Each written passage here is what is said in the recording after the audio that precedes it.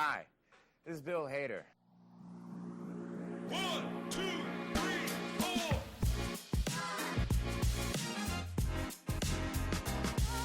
Bill Hader.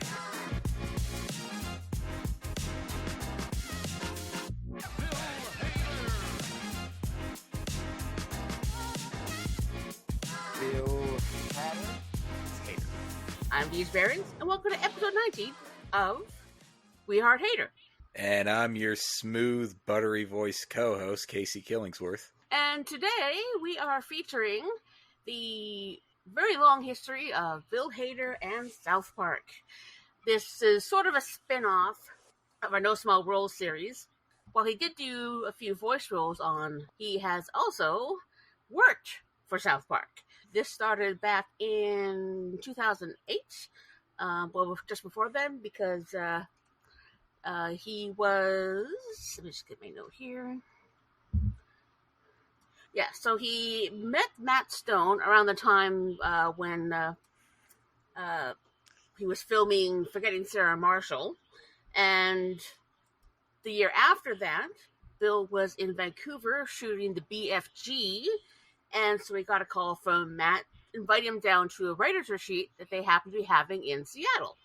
What I had also heard from Bill himself in the documentary 6 Days to Air, The Making of South Park, which aired on Comedy Central once, but it's out there. Bill said had first met Matt and or Trey right after they'd both seen Indiana Jones and the Kingdom of the Crystal Skull, and he saw Matt either just coming out of the movie or in the writer's room saying, man, it's like a rape. It's like they're raping the legacy of this movie. Then he saw the episode come together from there, and yeah, that's an episode that may or may not hold up today.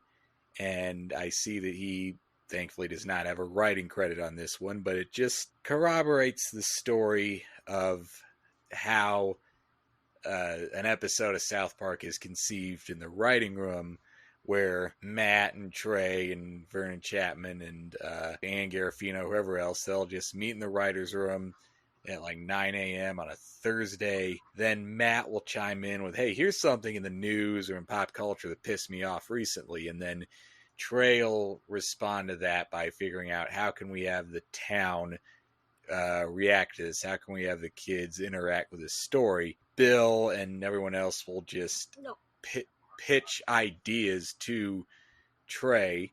So they'll bounce ideas off each other and off Trey, for Trey to build an outline for a basic story for. He'll write the script himself from there. Trey writes all the scripts based on this. That explains why Bill has always been credited as a consultant writer or a consulting producer on, never actually written a script or a line to put pen to paper. He's just pitched ideas and bounce ideas off of them that get formed into outlines and scripts and things like that. Pretty much like a typical writer's room. The documentary 6 Days to Air I have watched several times just because, one, it's very entertaining, and two, it's very educational. One of the reasons that Bill wanted to visit other writers' rooms, because he also visited the one for Better Call Saul, and of course we know his early involvement with the development of Inside Out, maybe because he just wanted to learn to write story.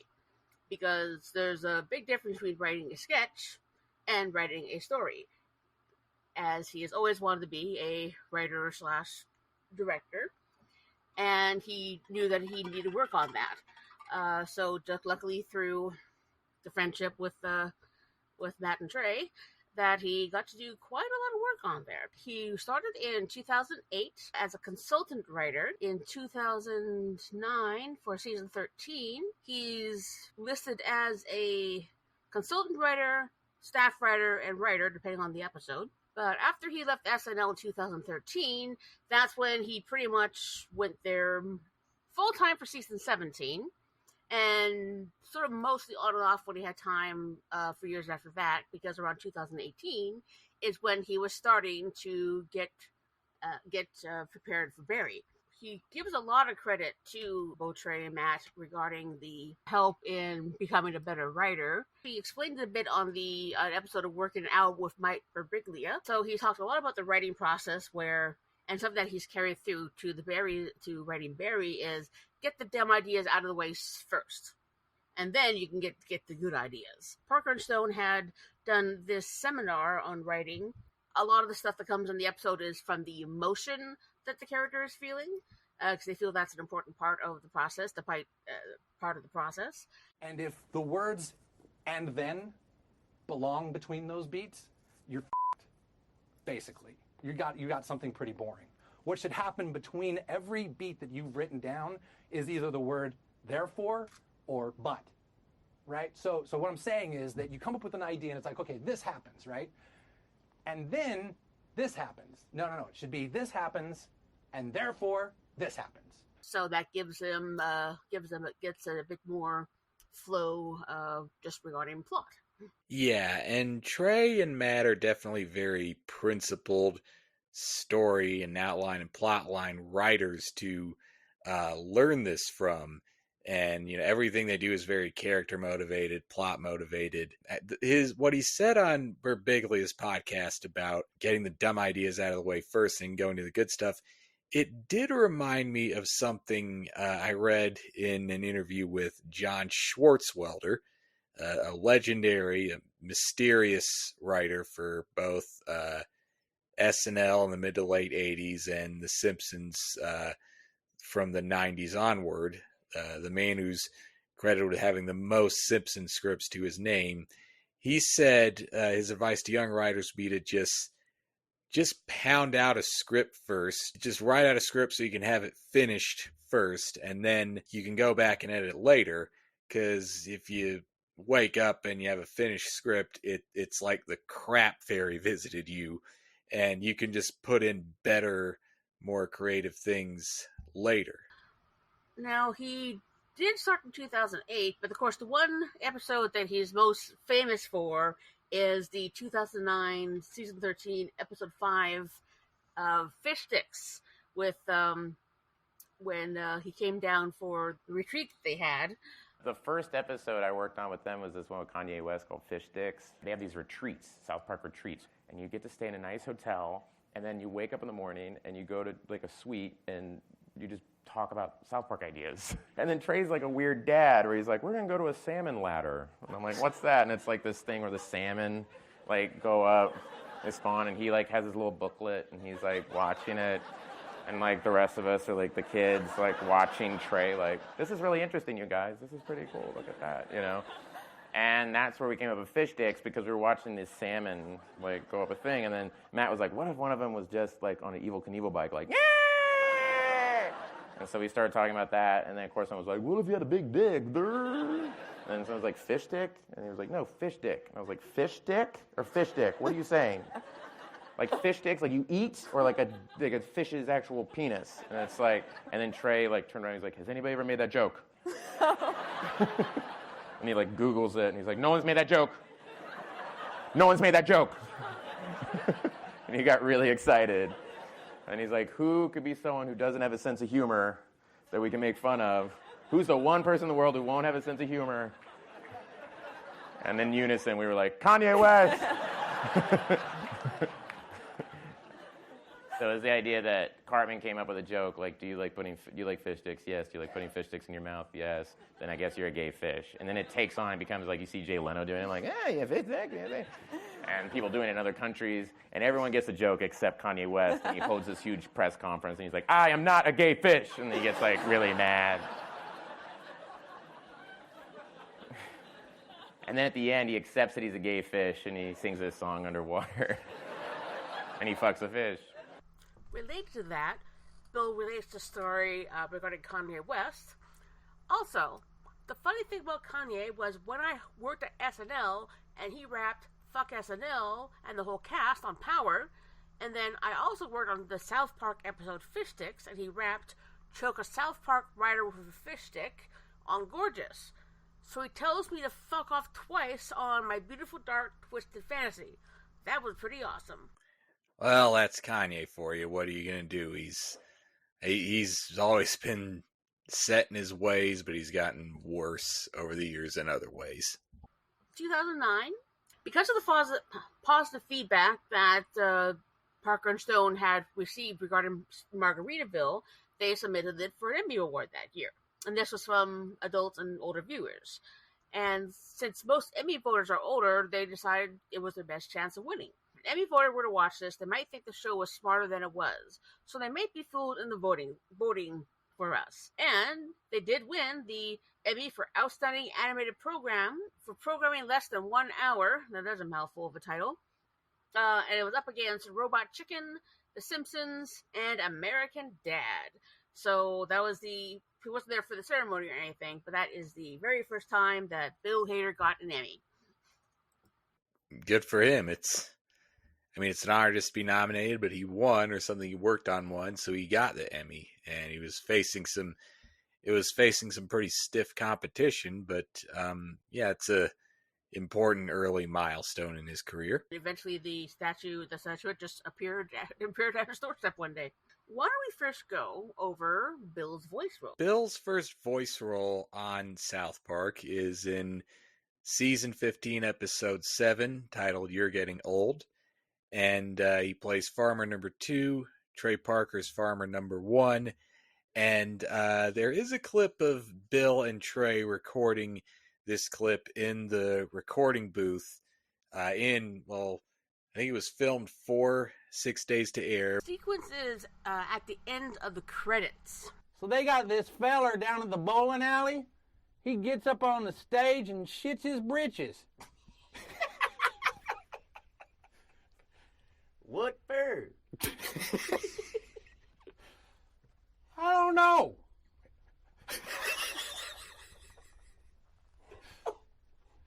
But he gets up there and strums a guitar and then just starts loading his britches up like it's going out of style. The two farmers are talking about how we're living in the tween years, the tween times between 2009 and 2013. And this was 2011. They're talking about this new music act at the bowling alley. Randy Marsh's new alter ego, Steamy Ray Vaughan, not Stevie Ray Vaughan, Steamy Ray Vaughan, strums a guitar, sings, and shits his britches into a microphone. It's like some sort of britches holocaust, as they say. So, Al took the clip, of course. And this ties into the episode's main conceit that Stan is turning 10, and he starts to think his favorite tween wave banger, Sploosh, sounds like shit, because it's literally just a bunch of poop and fart and diarrhea sounds over like a drum beat loop in GarageBand. Yeah. But Randy refuses to admit that it sounds like shit because he wants to appear young and hip, while Stan has to deal with the fact that he's being diagnosed with cynicism and thinks everything looks and sounds like shit. Both farmers are seen breaking into Randy and Sharon's house while they're arguing about how shitty they seem to each other, how everything seems too much the same. Randy has to do some stupid thing, and then a week later everything resets itself. And while they're having this argument, they're breaking in his house to steal his britches, and then later we see the cops take them back while they're in tears. So just the commitment to that is funny, and Bill and Trey play this very funny. I got a kick out of the idea of these two hillbillies being so obsessed with Randy's underwear being in an abusive relationship with him that they had to step in and intervene. The whole theme of that episode was the Marsh family. Well, Stan at least realized getting older makes you more cynical. If not more cynical, it may make you want to take a left turn in life until you realize that most of the time it's best to stick with what you know. And if you saw this episode on Comedy Central at the time, it looked pretty obvious that this was definitely Matt and Trey's heavy, layered meta commentary on their relationship with this show and with Comedy Central after 15 years. because this was around the time Book of Mormon became a big hit on Broadway. They must have realized that they wanted to branch out into other ventures, but they were still trapped in this multi-year, multi-billion-dollar contract with Comedy Central, so they're being held back. But then they must have realized we still have South Park to fall back on. It'll always have an audience, it'll always be a hit, so they can just say, fuck it, we can just make the show however we want, just do what makes us laugh. And I definitely identify with the overall theme of this episode, and the one that follows it, titled Ass Burgers, of finding less and less joy and pleasure in the things you once loved as you get older, but still finding yourself alternating between trying to make your own left turn in life and coming back to those things you once loved from time to time for the sake of familiarity, which in a way is what led me to do this podcast with you, Deej, in a way that's kind of hard for me to explain. I always loved and appreciated the rare times when South Park can get deep and poignant without being too preachy and also being intensely meta about themselves. So, Deej, you have anything else to say on the two farmers from You're Getting Old? It's been very well documented that Park and Stone hate actors. Of course. So a lot of the voices are done in-house. They can write something and then say, okay, Bill, you'll do this with me. Then they'll do the recording, and then within a few hours, it'll be fully animated. That's one of the most fascinating things about that particular documentary is they do things in a very short period of time. This year, I'm not quite so sure because they are releasing episodes every other week. But this is like a new deal with Paramount. Those things change over time. That's how one of the ways they can stay topical. Yeah, maybe they are getting old and finding it harder to keep up with that breakneck speed, 6 days to air, college all-nighter pace. But the thing about the South Park guys hating actors, it made me want to mention this other quote from Bill from 6 Days to Air. He says, in the South Park writers' room, they'll pitch certain jokes about celebrities that if he tried to pitch these at Saturday Night Live, they'd be like, no, we cannot say that about this person who we may want to host, or this other person who's still kind of mad at us for something we said about them in the past. So, definitely more creative freedom from South Park than SNL. Network versus cable. Next we go to Insecurity. And this is one where he is playing Ike Pavlovsky. And it seems that, from what you've told me, that whenever when he does get credited for a voice role, in particular when he's doing Ike, it's he uses the pseudonym True List. Yeah, and I know that the character of Ike Broflovsky has been voiced by various staffers' children, and I've always thought that character was voiced exclusively by children. So Bill must be that good of a voice actor, because I heard that and I refused to believe it was him at first. I thought maybe Bill had one of his daughters do that voice, but and given my vague memory of this episode from the one time I watched it, I was expecting that voice of Ike Broflovsky to be Bill doing like a Tom Hardy Bane impression from The Dark Knight Rises, because this was when that came out. But like pitched up because it's a child. But I guess Bill just imitated a 3-year-old and did an actual Ike voice at the very beginning of this episode.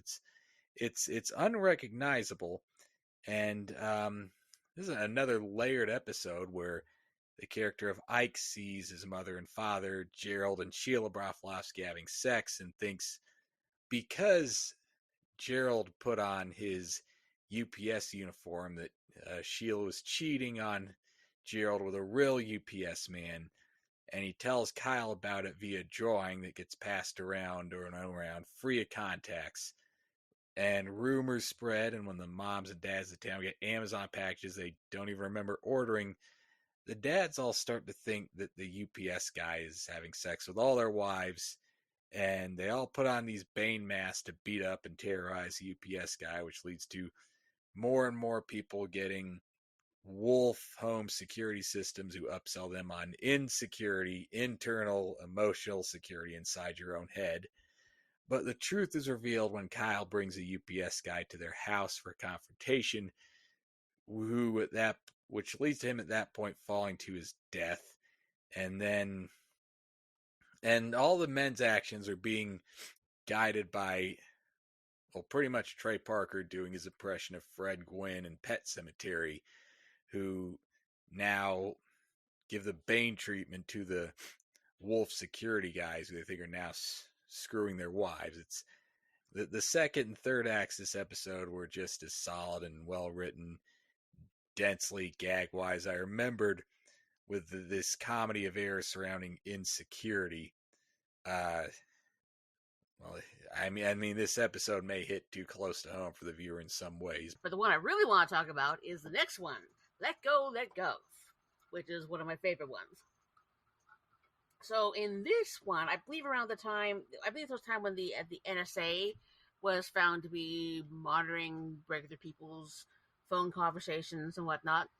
And it sparks first from Kyle getting pissed off at Eric because he keeps having indiscreet telephone conversations while using his phone on speaker. Cartman, in his usual "I'm going to get offended just because I can" way, even though he's the one doing his conversation on speakerphone, he's accusing Kyle of invading his privacy and suspect that Kyle is an NSA agent. Bill comes in. There is a new social media device called Shitter, and it's being advertised on television by Alec Baldwin. Sometimes I accidentally tweet things that are homophobic. I don't think that way. I just type that way. That's when I realized it wasn't me that was homophobic. It was my thumbs, and they needed to be gotten rid of. Ah! No! So then the problem was, I don't have thumbs, but I know that everyone in America still wants to hear everything I have to say. Well, that's okay, because now there's a device that can actually take the thoughts in your head and send them directly to the internet. It's called Shitter. People who take their cats on planes should be shot. I'm in a really great musical right now. In 1992, I had sex with the Queen of Monaco. I had my entire fist up her ass. But then the only people using it was Alec Baldwin and Cartman. This was also around the time when Alec was posting a lot of things on the internet that didn't make him look so good. How he was treating his daughter and his family. Yeah, I love that gag of Alec Baldwin blaming homophobia on his thumbs because he only tweets that way, so he cuts them off with a giant meat cleaver and gets a sort of brain implant to broadcast his thoughts to just Cartman, because there's the only two people on Shitter. But it was very funny. It's the season 17 premiere, a fun episode I find myself coming back to quite a bit from an enjoyable season. And I think the Alec Baldwin Shitter commercial has a lot to do with that.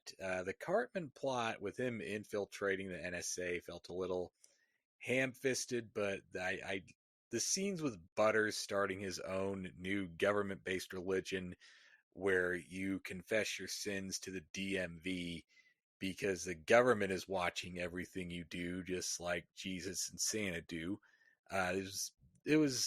So the DMV confessionals were very cute, and I thought dovetailed well with the overall concept of this episode. Another one I also love is episode 5 of that year, and that is Taming Strange. Now, not only is this just an incredibly funny episode, but because it involves the show Yo Gabba Gabba, something that Ike and Kyle used to watch together.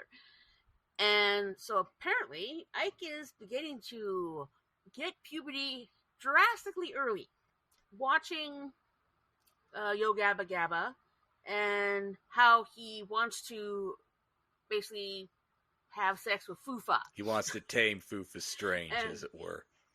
Yes.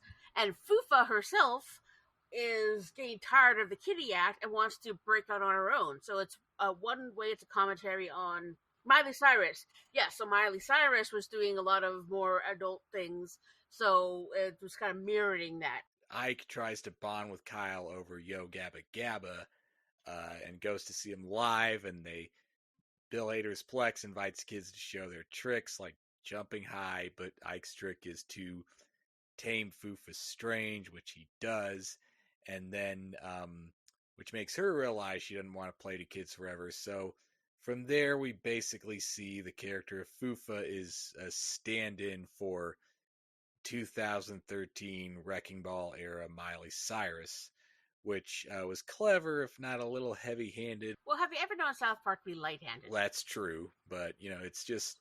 I just remember everyone saying the same thing about Miley Cyrus at this time, that she needs to grow up, but not just in that way. So yeah, Bill's another support role in this.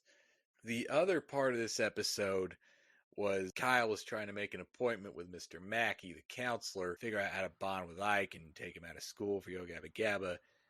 But Mr. Mackey insists on using the IntelliLink smart program to set up these appointments and get grades, but it keeps malfunctioning, and it keeps just turning on the sprinklers and playing 80s music, but they keep upselling him on bigger and bigger upgrades. So at this point, when he brings in someone to blame for this, it becomes pretty obvious that this is a thinly veiled commentary on the problems with the new Obamacare Affordable Care Act website being a disaster. People tried to sign up, the site wouldn't load, it took forever, and also that ties into Ike's thing, where watch this video on Canadian puberty, and the guy giving the video realizes that making Canadian babies does not involve the wife queefing in the husband's face. She just did that because she was upset with her husband for not spending more time with her, because he was trying to get this new Canadian health system. They were trying to do the same thing with the Canadian healthcare system that was going on with Obamacare at this time.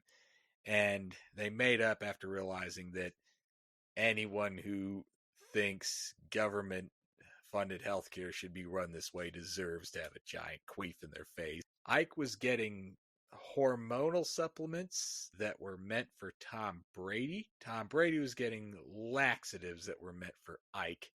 So once Ike is off the hormones and just on a laxative, he becomes normal, but he's still a baby in a baby's voice who now wants to tame Dora the Explorer Strange. So here we go again. The podcast episode of the Bill Simmons Show, when Bill was promoting Barry at South by Southwest, they did a live interview with Bill, and he mentions that how from this particular episode, he loves all the Canadian stuff. Any of the Canadian stuff made me laugh the hardest.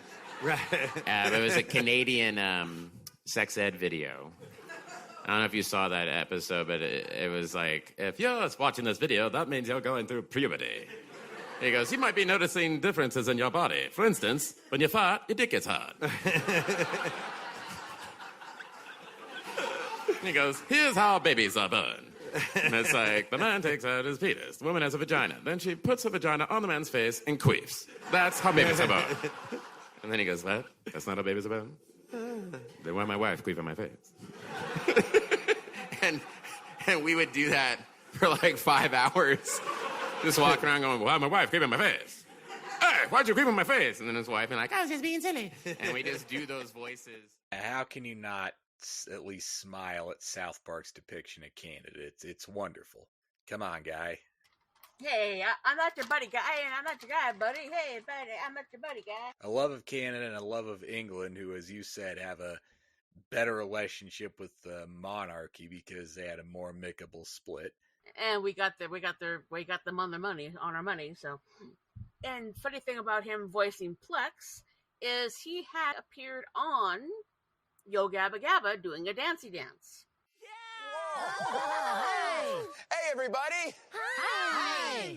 I'm Bill. Hi, Bill. And I've got a dancey dance called the Rainbow Drop. You guys want to learn it? Oh, yes, I like rainbows. Okay, watch this. Okay. Circle your arms big and slow. Circle your arms big and slow. Reach up high. Reach up high. And drop it low. And drop it low. Called the Rainbow Drop. right, you guys want to do it together? Yeah. Okay, Flex, give me a beat. Oh, you got it, Bill. Circle your arms, big and slow. Reach up high and drop it low. Circle your arms, big and slow. Reach up high and drop it low. Circle your arms, big and slow. Reach up high and drop it low. Circle your arms, big and slow. Reach up high and drop it low. You guys got it. Now do it at home. Go crazy. Go crazy. Go crazy. Go crazy.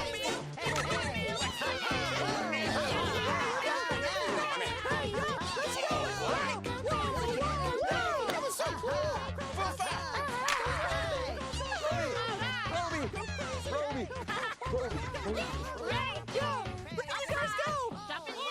All right. Thanks, guys, for having me. See you next time.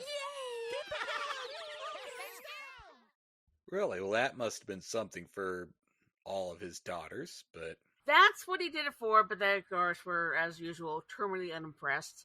There's also another clip online when he appeared in a live show of Yo Gabba Gabba doing another dancey dance.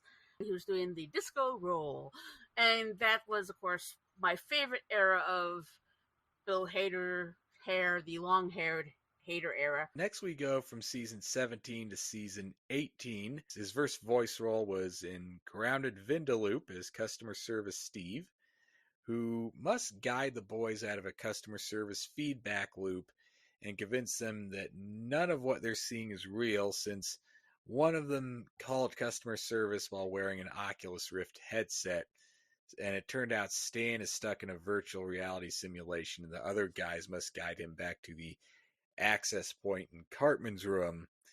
And, you know, this started with Cartman tricking Butters into thinking he was in virtual reality with an Oculus Rift headset.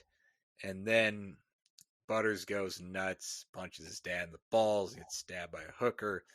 And now they got to figure out who's in whose simulation and who's really wearing an Oculus. Well, Cartman was just passed out wearing one, but now they have to untangle this whole Inception-esque mess and get themselves out of there. Bill's part I wasn't crazy about because it kind of plays into the hacky 21st century stereotype about call center jobs being outsourced to India. The virtual reality stuff outside of that and the live action bit at the end was pretty neat. So that was a fun one. Yeah, well, it's based in truth, because that's something we're actually facing at my workplace right now, is they're moving some of our data entry operations over to an office in India. As well, my sister works for a educational software company, and many, many years ago, a lot of their operations got moved to India as well. So it does happen quite a bit, but then again, a lot of the companies go there because it's a little cheaper. But yeah, it was an okay episode. And then later he was in the conclusion to season 18, episodes 9 and 10, which kind of a two-part episode to an unofficial two-part episode to tie the whole season together. Seasons 18, 19, and 20, Bill didn't do any voice roles in 20, but he was involved in writing one episode, Member Berries. But this was the era when South Park started experimenting with serialization, where they found a way where to write one episode and then have the next episode play into that. So we see that not everything resets itself and everyone has to deal with the consequences of what just happened. And they don't ignore the previous week like it was nothing. Season 20, that kind of backfired on him because it was the 2016 election. And the whole narrative arc hinged on Hillary Clinton winning, and the last few episodes were them kind of scrambling to figure out, oh no, what the fuck are we gonna do now? So they kind of lost control of it. They left a lot of strings untied there. They left a lot of loose ends loose. But the start of the serialized era of South Park was fun, seeing them tie big ideas into smaller ones. So these two episodes, the unofficial two-part finale of season 18, #rehash and #happy holograms, another true list situation where Bill plays Ike and sounds shockingly like a real 3-year-old. But so Gerald asks Kyle if they want to go to the bowling alley on their day off, but he's like, no thanks. I want to spend my day off bonding with Ike over this video game that we've wanted to play. But Ike, being a whole generation younger than Kyle, doesn't want to play video games. They just want to. Ike's generation just wants to watch people like PewDiePie on YouTube just play video games themselves and offer commentary on video games and other things and invite their friends over to all watch this on their own devices. So it turns into a commentary on how the living room is dying and families aren't coming together even for entertainment anymore. And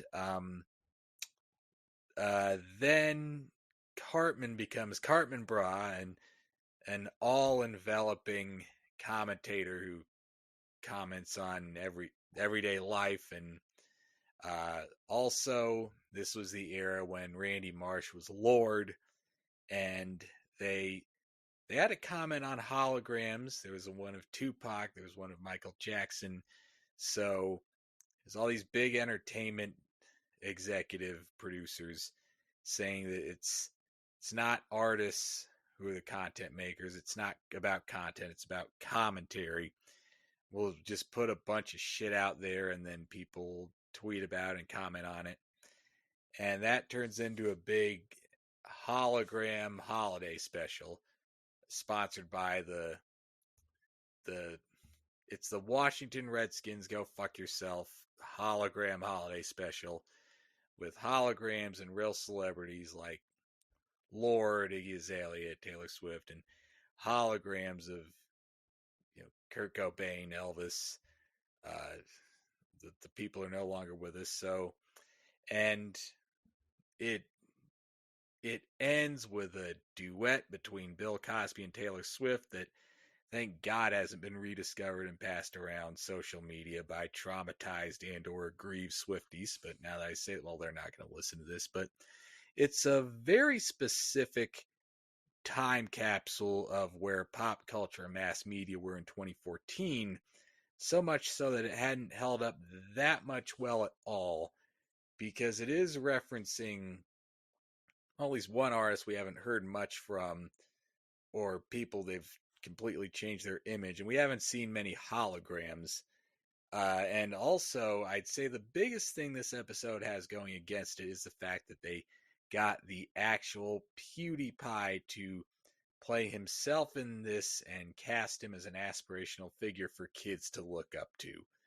Of course, this is before it was discovered that PewDiePie was a white supremacist this whole time and hadn't quite inspired any mass shooters yet or anything. But there is a message at the end about YouTubers and social media influencers producing their own authentic content themselves rather than pushing more mass-produced crap on the public, which that doesn't quite hold up because this episode aired well before we learned how easily YouTube and Instagram and TikTok, these influencers on social media, how they can be bought and sold by corporate marketers and conservative financial backers to push their message instead of these young kids making their own authentic content. Like almost a decade later, this would be the basic premise of one of the Paramount Plus specials, not suitable for children, on that you can still stream. Yeah, I think there was a lot of hologram use at that time, in particular in Japan, with the prevalence of Vocaloids, which is a hologram of your typical kind of anime girl, and they actually have people go to concerts where they have lead singer singing somewhere else, but the actual person they see is strictly a hologram. If there was also some award show or something where they use the hologram, I know they kind of briefly focused on this in Popstar Don't Stop Never Stopping. I do remember around this time that there was a holographic Michael Jackson performance that I think the Billboard Awards. That's what I was thinking of. Yeah, that's And what I was before thinking. that, there was a hologram of Tupac at Coachella.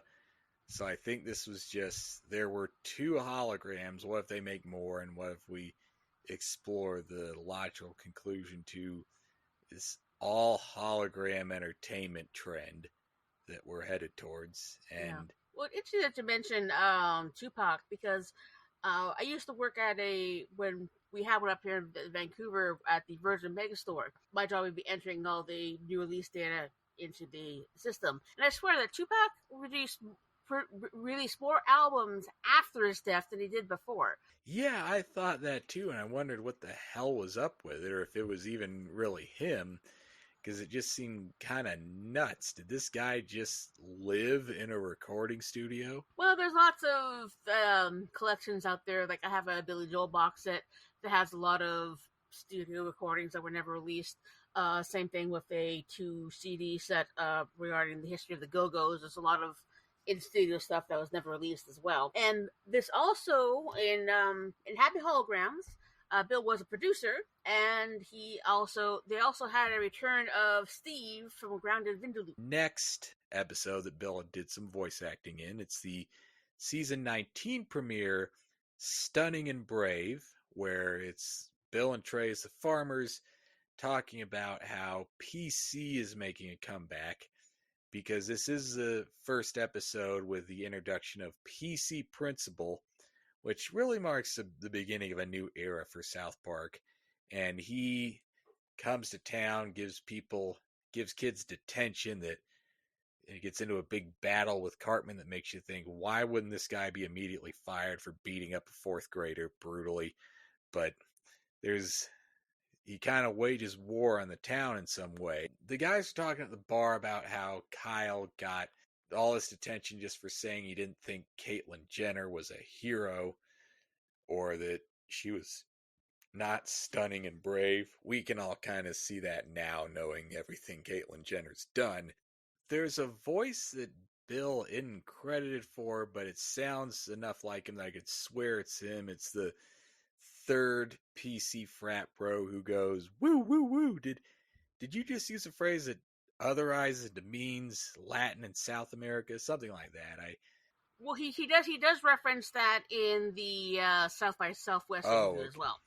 I was in the room when we came up with a PC Principal, because that was me talking about something, and we just started going like, we were just like, it's like the frat, you know? Right. You know, like, and it was like, it was like, hey, that is not cool. You cannot, we were just doing this thing, and then it became this character. But watching him do PC Principal made me laugh so hard. From there, all the PC bros start their own fraternity, even though they're not quite studying in college. There's just a new frat in town.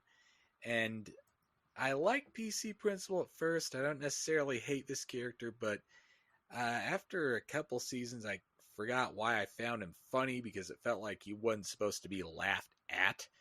And, years later, I can see some of that annoying both sidesism in this episode that put off the show's most strident critics in recent years. But yeah, he was sort of in on the development of PC Principal, which he also references in the South by Southwest interview. And so I'm I always kind of go a bit flop on PC in general, because sometimes, I can definitely see where the R word it referred to someone's mental capacity is not PC Principal, not cool. PC, like, no, you can't say that. That's not cool. And there's a George Carlin bit on euphemisms and language when he starts talking about shell shock being the condition in combat that occurs when a soldier is completely stressed out and is on the verge of nervous collapse. So, World War I, it was shell shock. Simple, direct language, easy to understand. Then, World War II, it got softened to battle fatigue. 4 syllables. Takes longer to say. Doesn't seem to hurt as much. And fatigue is nicer than shock. And then, in the Korean War, that became operational exhaustion. Then, in Vietnam, was where we started with post-traumatic stress disorder. And the end quote of this really brings it home, where I'll bet if they still had been calling it shell shock, some of those Vietnam veterans may have received the attention that they needed.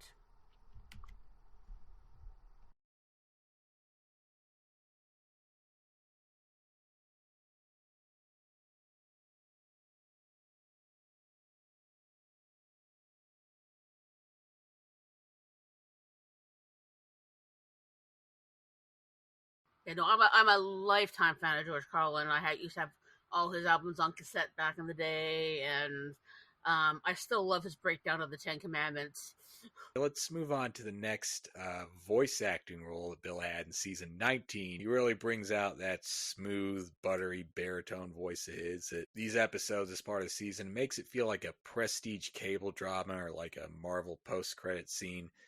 So he appears as a federal agent at the end of Naughty Ninjas, who is about to interrogate the recently fired Officer Barbrady about a little girl named Leslie who is part of a plan to destroy South Park, who PC principal demanded police kick out of his school for talking during one of his assemblies. Which is pretty much par for the course for Officer Right, Barbrady. so he gets kicked off the force because he's too much of a relic from another time. And they've got other more modern police who are pretty big assholes, but they're effective for satire now. And then also, all the boys decide to play as ninjas to defend their town. And they find that people are really scared of them because they don't think they're ninjas. They think they're ISIS. And it becomes the real ISIS contacts them. And it becomes this whole comedy of errors and misunderstandings until Randy realizes they're just stupid gay ninjas. Gay in quotes, because it is a quote. But there wasn't much to this. It was a brief cameo. Well, with federal agent, according to at least the Wikipedia entry I'm looking here, there's this character, Tom, which comes up in the next 2 episodes, who is a newsman. So he's played that particular role on, I guess, 3 episodes now. But yeah, Bill is a federal agent, kind of. He definitely has the voice for that, because, well, that's the thing with, we were mentioning about when he was playing Ike Brzezowski. I mean, we've seen the vocal gymnastics that Bill Hader is capable of. In particular, when in the Stefan segment on Weekend Update, where he can go from the best club is parents, or just a sudden completely tone shift in, or right, your mother and I are separating. I recently found a supercut of all the club titles in a row.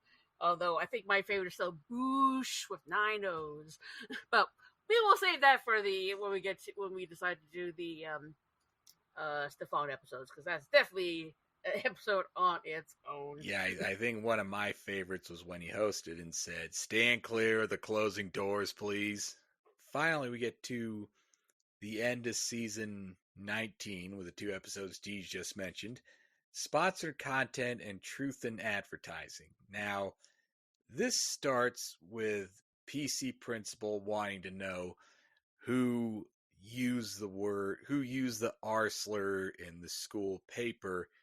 He wants to break their legs until he finds out it's Jimmy Vollmer, who is a handicapped child on crutches, or differently abled, however you want to call it. If you've seen modern South Park, you know this character. But he's got his integrity. He's the editor of the school paper. He doesn't allow ads or sponsored content. He doesn't want anything to get in the way of what kids are really thinking or how they process the news. So Jimmy thought this first grader was right to use the R word because it's how they really felt, what they felt was appropriate at the time. So PC principal tells him you can't distribute the school paper on school grounds without my approval. So he becomes a paper boy for his own paper and just delivers it to everyone's houses. And people are like, wow, this is amazing. Buttersdad goes on a whole spiel. It's like reading real news without being led down a rabbit hole by ads upon ads upon ads who are blocking your view of the real news. Jimmy is brought to a meeting led by Bill's character, leads a group of former newsmen, because everyone gets their news online now, who find that he is the only boy on earth with the ability to tell real news stories from ads and sponsored content. You seem to have some mental ability that allows you to spot an ad, unwittingly setting the table for the new enemy of humanity. That it somehow knew what you wanted, even before you knew you wanted it. And now they're manipulating everything we do. I'd say that sounds pretty retarded. We kept inventing ways to make things ad-free. They had to disguise themselves as news in order to survive. You could be the key to saving our species, Jimmy. So he may need to save the planet from Leslie, who is a sentient advertisement taking human form, and they interrogate Jimmy. They get Jimmy to interrogate Leslie until the point where, as they put it, she makes him think with his dick, because ads can manipulate you into thinking they're fine people on your side until they sell you out later. Meanwhile, PC Principal places Jimmy's arch rival Nathan in charge of Scooper School News purely for the sake of editorial content. I like Jimmy's character. He's a solid, upright young man with good morals and good ideals. I don't like the character of Nathan, who's kind of a scheming villain, and I'm not crazy about when the show overdoes it, turning handicapped kids into like Looney Tunes type characters.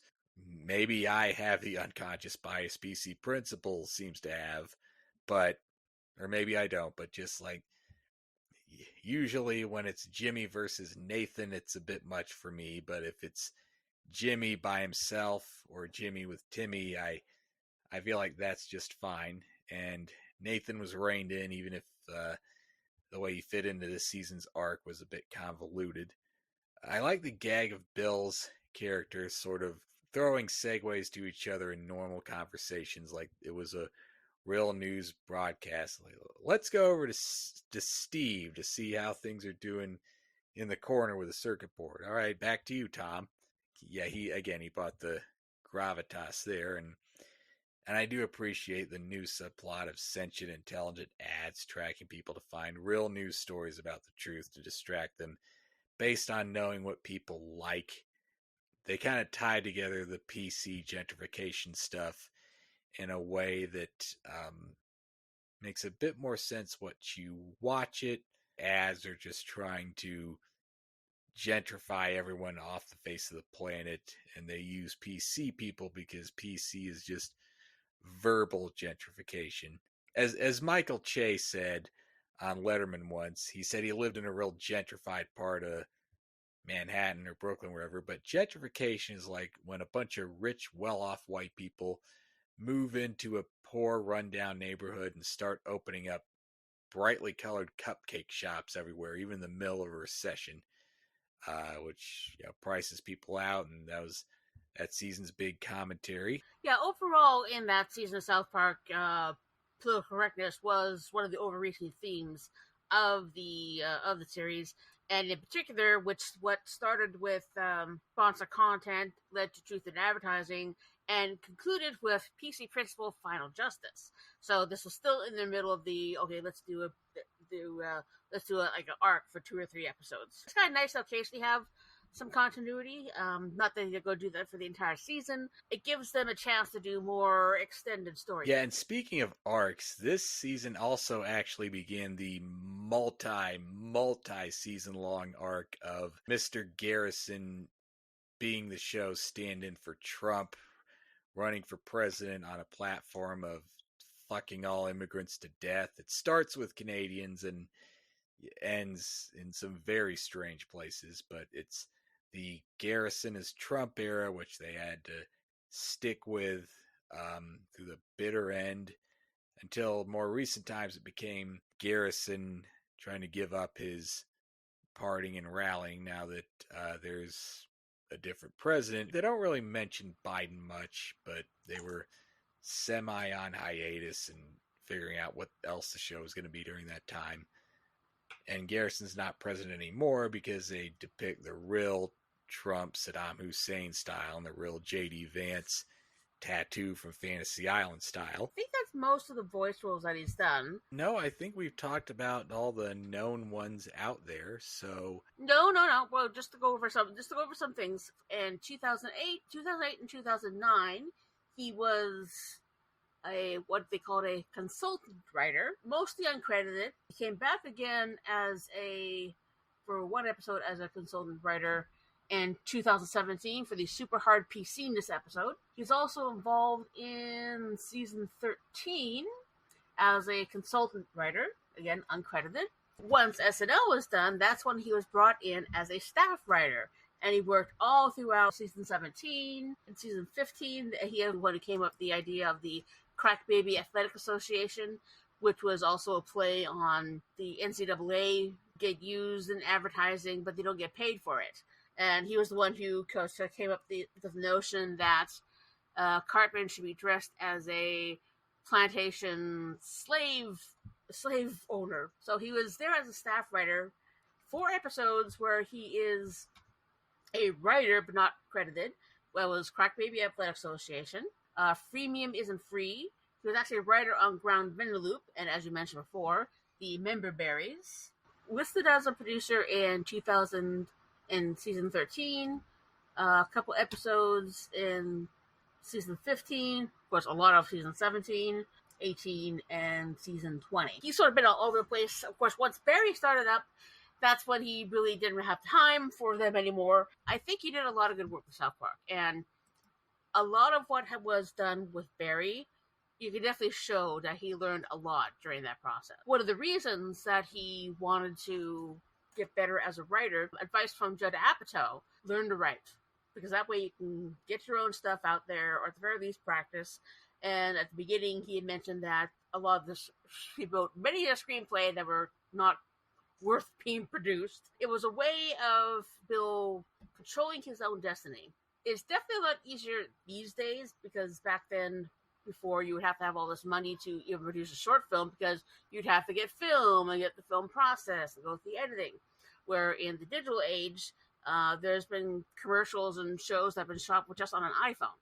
Yeah, and I'll add that you can see Bill and Matt Stone coming up with the idea for the episode that would become Crack Baby Basketball Association in the 6 Days to Air documentary. Briefly, they talk about that, and that episode did include a reference to CU Boulder and their basketball team, where I went, and I appreciated that as sort of a local hometown hero, local boy makes good thing. Bill has said is one of his favorite episodes of the show, where he was a consultant writer, is the episode about last night when Obama first won against McCain.